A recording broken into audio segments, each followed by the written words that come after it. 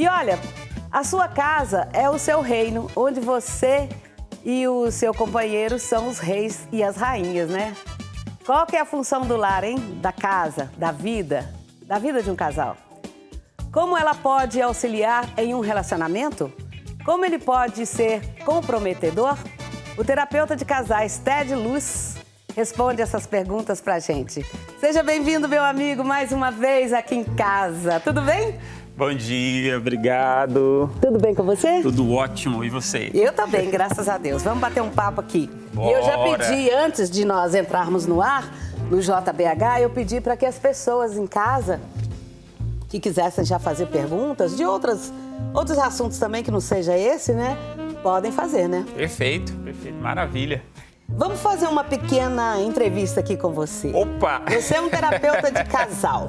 Isso, como missão sou terapeuta. Eu tenho uma outra profissão, mas a terapia é uma missão dada essa conjuntura que você colocou no começo, né? A necessidade da família, de nós estabelecermos a família numa base sólida. Né? Eu disse que a família é um bunker, não é? Exatamente. Onde que... Sólido para suportar os terremotos, os furacões. Ela deve ser um bunker. Não tem sido, mas deveria ser. Deveria ser. Perfeita analogia. E você é um terapeuta de casais da igreja? Isso, sou cristão. Da igreja católica. 100% cristão. a terapia é alguém que me procura. Ontem mesmo eu conversava com uma pessoa que não tem a nossa fé católica, né? Sim. Ela é de uma outra fé, não é nem cristã, né? E é muito difícil conversar com não que eu não atenda, não que eu não receba, eu recebo, mas como que eu comunico para essa pessoa um princípio de eternidade, que é o que torna essa base sólida. Eu não consigo, porque eu tenho que explicar o que é Cristo para ela, é um prazer explicar isso, mas ela precisa estar aberta para isso. Então, esse conceito terapêutico ele é 100% baseado na fé.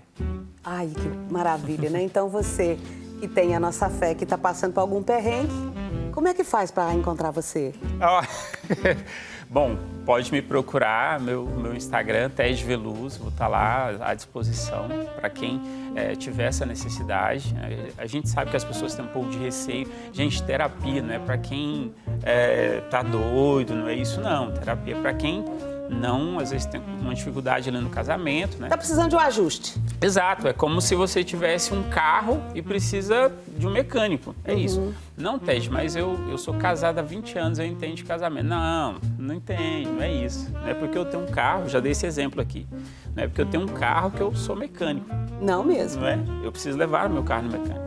Então a terapia ela vem para trazer essa base, né? A gente começou aqui a falar de lar, como que muitas pessoas não conseguem trazer as estruturas necessárias para um lar, para construir um lar. Algo tão básico, esse bunker, né, que você colocou, é o lar. Mas o que é o lar? É a casa? O que é o lar? É o que a gente faz ali todo dia? O que é? Às vezes a gente não sabe nem o que é. O lar pode ser... quando eu estou indo para a igreja com minha esposa, quando eu estou levando minha esposa para o trabalho, quando a gente está indo em algum lugar, aquele carro ali dentro é um lar? Olha, que perfeito que você perguntou. Que pergunta boa. O que é o lar? Primeiro, eu trouxe aqui 4 pontos. Primeiro, o lar são as pessoas. O lar não é parede. Já parou para pensar nisso? Que o lar não é parede? Não, nunca pensei, pois mas bom pensar. Não é a parede, não é o piso, não é o móvel, o lar são as pessoas.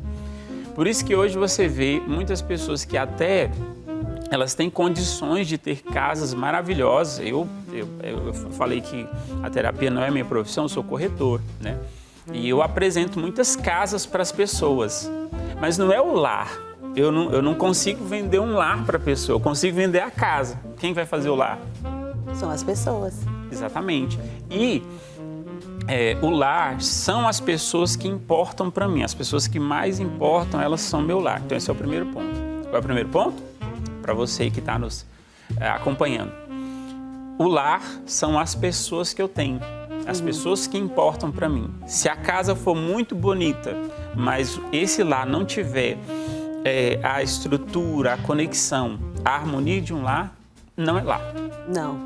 Não é esse bunker, é só uma casa bonita, mas não é o bunker. Então, primeiro ponto, o lar são as pessoas. Então, você perguntou, e se eu estiver lá no carro? A pessoa está no carro? Então, ela é parte do meu lar. Esse lugar, ele se torna o meu lar. Então, primeiro conceito e importantíssimo, o lar são as pessoas. E como é que eu vou fortalecer esse lar? Como é que eu vou deixar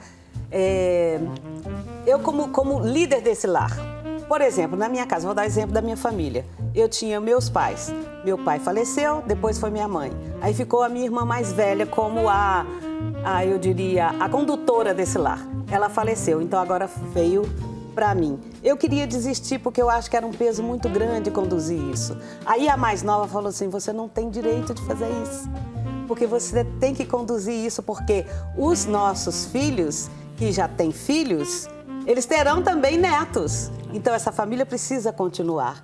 Essa família Rocha, que vão chegando outras denominações, Rocha Oliveira, Rocha Silva, Rocha Hoffman, que vão chegando outras denominações, ela tem que perpetuar. Então, para que isso aconteça, o que eu tenho que fazer? Perfeito. A gente precisa de, como tudo na vida, a gente precisa de ordem e estrutura. Então, eu já disse o primeiro ponto essencial, que é o lar são as pessoas. A segunda dimensão desse lar é a seguinte, precisa de uma estrutura. Eu vou chegar nisso aí que você falou, mas primeiro eu preciso colocar essa base do segundo ponto, é a estrutura. O que eu tenho visto hoje? As pessoas displicentes com a estrutura. Então, o cara está lá, vive 10 anos de aluguel, por exemplo, e não dá aquele impulso para ter a casa. Você falou um negócio que na abertura espetacular. A minha casa é o meu reino.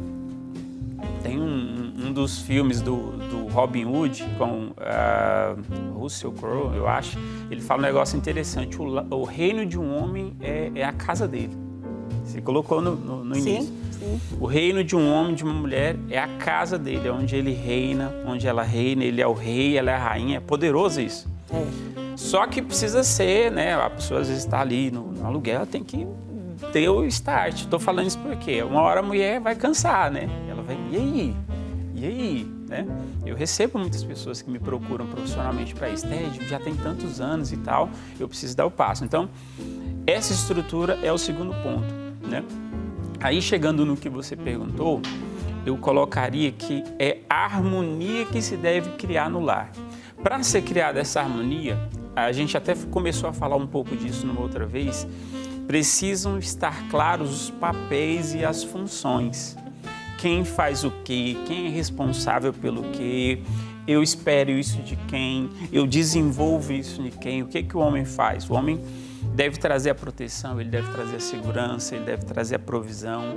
E quem é essa engenheira do cuidado, do carinho, do amor? Né? A mulher, obviamente, muito mais capacitada para isso. Ontem, dentro disso aí também que você está falando, eu pensei um negócio tão interessante, tão bonito. Eu vi um outdoor, não me lembro do que era, mas eu lembro do raciocínio. Eu pensei assim que o ser humano, sabe qual que é o ser humano mais poderoso do mundo? Não é o Elon Musk que dá ré no foguete. É a mãe que produz uma vida. Já parou para pensar que é o maior poder? A vida não é o maior bem que nós temos? Sim. E quem que dá a vida? A mãe. Deus, né, capacita ela e ela gera. Poderoso ou não? Muito. Então, cada um no seu lugar. O que produz esse terceiro ponto, que é a harmonia? O estabelecimento da ordem, cada um no seu lugar, desempenhando a sua função. Então, quem que vai dar o carinho? Quem que vai ensinar os valores? Quem que vai dar a condução? Né? Então, isso gera harmonia, isso cria lar. Então, a gente falou que a coisa mais importante são as pessoas. Precisa de uma estrutura, né? Eu tenho visto no dia a dia muita gente displicente com a casa, aí o casal vai ficando lá naquela casa que eles não gostam e a mulher reclama e o cara é displicente, né? Isso vai gerando um distanciamento, aí vai aquela perda de admiração, vai desconectando a casa. O que precisa? Precisa ter um compromisso sério com essa estrutura. Aí precisa de regulamentação. Regulamentação. Eu disse que o ponto 1 são as pessoas são o lar, certo? Mas se eu amo a minha família, eu vou dar o melhor para eles, sim ou não? Sim. Então eu vou dar a melhor casa para eles. Entendeu? Não é o mais importante a parede, mas se eu amo a minha família, eu quero oferecer proteção e cuidado a eles. Então eu ofereço a melhor casa, a melhor estrutura. Tem gente que não gosta de voltar para casa. Nossa, aí você tocou numa ferida aberta, assim, com um pulso. E real. Real. Posso aproveitar esse exemplo e contar Sim. uma experiência. Eu tinha acabado de encontrar a minha esposa, a gente foi meio apressado, assim, É errado, viu? A gente começou a morar junto. Depois que eu estava afastado da igreja, e ela também, aí a gente foi se enrolando. Aí depois, né, voltamos à consciência, nos casamos certinho. Aí nesse tempo, ela me falava assim, não, a hora que eu volto para casa, quando eu vou para casa da minha mãe, é a hora que eu descanso. E eu só ouvindo e guardando, sabe? Guardando. Aí quando eu entendi que era o momento, eu já até te falei uma vez que você precisa ter um momento certo de falar as coisas. Sim. Aí eu guardei. Fui só ajuntando assim para dar o bote, né? Quando chegou o momento eu falei, olha, deixa eu te falar uma coisa. O lugar onde você descansa é a sua casa. Aí ela entendeu o que eu falei e começou a reorganizar isso. Aí sim ela começou a fazer da nossa casa o nosso lar. Ah, mas aí eram dois. Exatamente. Tá. Éramos nós dois. Então aí foi um projeto, uma coisa conversada. Isso. Tá? E só que quando a gente fala projeto, a gente pensa assim numa coisa prática. Vou colocar uma prancheta, uma régua, desenhar e tudo. Mas num lar, aí tem que ter essa regulamentação que vem junto com o amor, com o sentimento. Exatamente. Aí eu entro no 4 ponto. O que é esse projeto? É o objetivo. As pessoas não entendem nem sequer o que é o objetivo de uma família. Gente, vamos ser bem práticos. Não vou nem falar desse âmbito cristão, não. Qual é o objetivo de uma família? É construir esse lar para gerar filho. Biologicamente é isso. Sim. É procriar, é prolongar a espécie. Isso. Biologicamente, antropologicamente é isso. Então, qual o objetivo de um casal? Construir esse lar para cuidar bem dos filhos. Ponto. É isso. As pessoas hoje, elas estão perdendo o objetivo. Tanto é que você vai encontrar muitas pessoas que eles se casam, aí fala, e aí? Não, a gente não quer ter filho, não. Tá, mas você casou pra quê, então? Pra morar junto, só isso? Sabe, o objetivo não é esse. Então tá perdendo, a gente tem perdido isso. Qual é a finalidade dessa coisa? Então, essa finalidade do matrimônio, do lar em si, ele vai se perdendo. Aí esse casal, por exemplo, que não conhece o conceito, a essência daquilo, mais pra frente, o que vai acontecer com eles? Eles vão perder a admiração pelo outro? Pode acontecer. Aí, nesse momento, o que acontece? Perdeu a admiração, acabou tudo. A vaca foi pro brejo com a corda e tudo. Exatamente. Tudo. Quem estava... Hoje eu peguei um Uber para vir para cá e esse Uber falou exatamente isso. Começou a me falar, cara, não sei o que e tal. Estou vendendo uma casa porque separei da mulher. Aí entrou no meu assunto. Você separou por quê? Brigando demais, não sei o que lá, tinha filho. Não, cara, não tinha filho. 9 anos não tinha filho. Tá. Não estou falando que filho salva, não é isso. Mas qual é a finalidade disso? Me casei com uma pessoa, qual a finalidade? Constituir um lar, que é o que a gente está falando, para educar filhos, prepará-los para o mundo. Esse é o objetivo. E tem um outro detalhe, que tem que ser muito observado. Sem uma família, não tem governo que se sustente, não tem prefeitura que se sustente, não tem governo federal, nem estadual, nem municipal nenhum.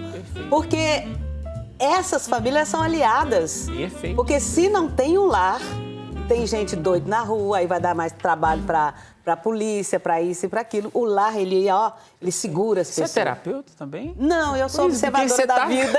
Você está cirúrgica hoje. Hoje eu tô. Porque é exatamente isso. A família... Gente, entendam.